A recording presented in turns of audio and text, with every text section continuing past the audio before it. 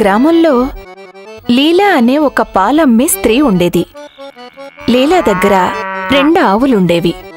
తను వాటి నుంచి రోజూ పాలు తీసేది. పాలు తీసిన తర్వాత తను ఊరూరు తిరుగుతూ పాలమ్ముతూ ఉండేది.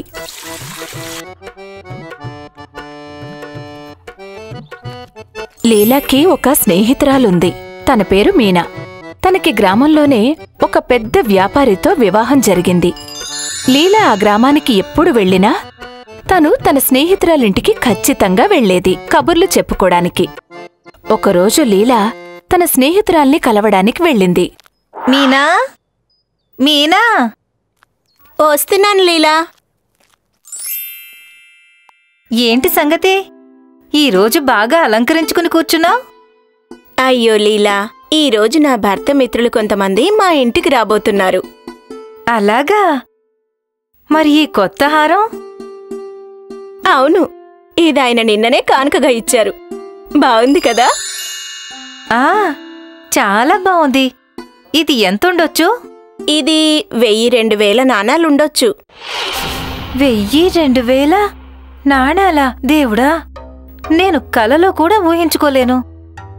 పిచ్చిదానా, అదేం అంత ఎక్కువ కాదు. నీకు పెళ్ళవుతుంది కదా, అప్పుడు నీ భర్త కూడా నీకు హారం కానుకగా ఇస్తారు. లీలా హారం ధర ఎంతో తెలిసి ఆలోచనలో పడిపోయింది.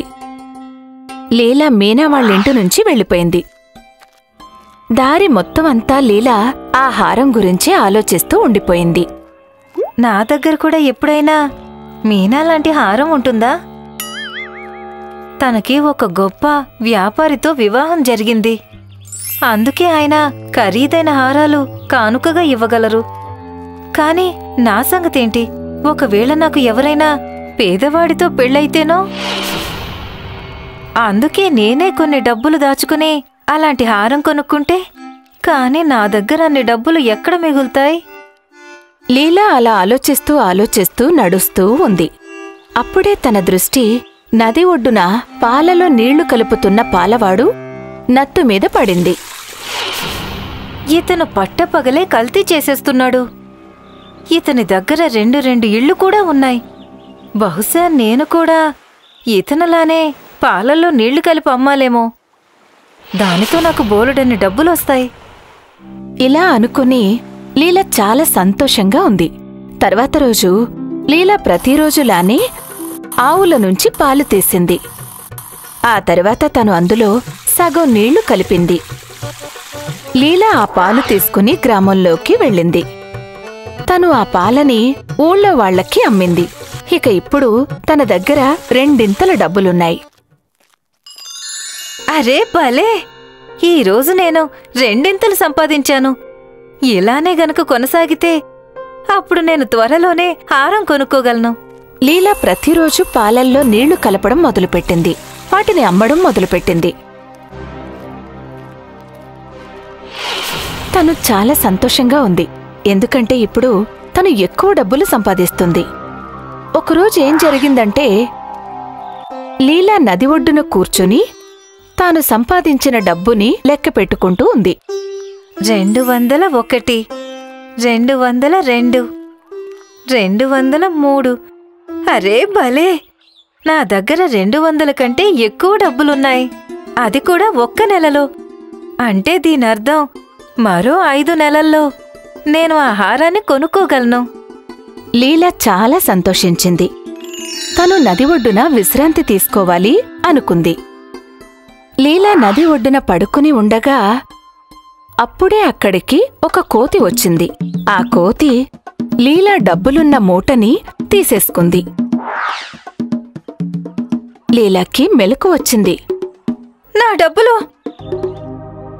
నాకు తిరిగిచ్చేయ్! కోతి ఆ మూటని నీళ్లల్లో పారేసింది. అప్పుడు లీలా వెక్కి వెక్కి ఏడవడం మొదలుపెట్టింది. నా డబ్బులు నాకు తిరిగిచ్చేయ్! ఎవరైనా నా డబ్బులు నాకు తిరిగి ఇప్పించండి. అప్పుడే అక్కడ జలదేవుడు ప్రత్యక్షమయ్యాడు. ఏమైంది లీలా? నా డబ్బుల మూట నదిలో పడిపోయింది. నీ డబ్బులా? అవును, నేను కష్టపడి సంపాదించిన డబ్బు. నువ్వు నిజంగానే కష్టపడి సంపాదించావా? అది నేను ఆ హారం కోసం. అవి నువ్వు కష్టపడి సంపాదించిన డబ్బులు కాదు, అందుకే నీకు అవి దక్కవు. నువ్వు పాలలో నీళ్లు కలిపి వేరే వాళ్ళని మోసం చేసి ఆ డబ్బు సంపాదించావు. అవి పాపపు సంపాదన. నాకు అర్థమైంది స్వామి, నన్ను క్షమించండి. ఇక నేను ఎప్పటికీ మోసం చేసి డబ్బు సంపాదించను. లీలాకి తను చేసిన తప్పు తెలిసొచ్చింది. దాంతో తనకి గుణపాఠం వచ్చింది. అత్యాశ, మోసంతో ఏ మంచి వస్తువునైనా పొందలేరు అని. హాయ్, నేనే షైనీ. మీరు నన్ను ఇలానే చూడాలనుకుంటే ఈ వీడియోని తప్పకుండా షేర్ చేయండి. ఈ ఛానల్ని కూడా సబ్స్క్రైబ్ చేయటం మర్చిపోకండి.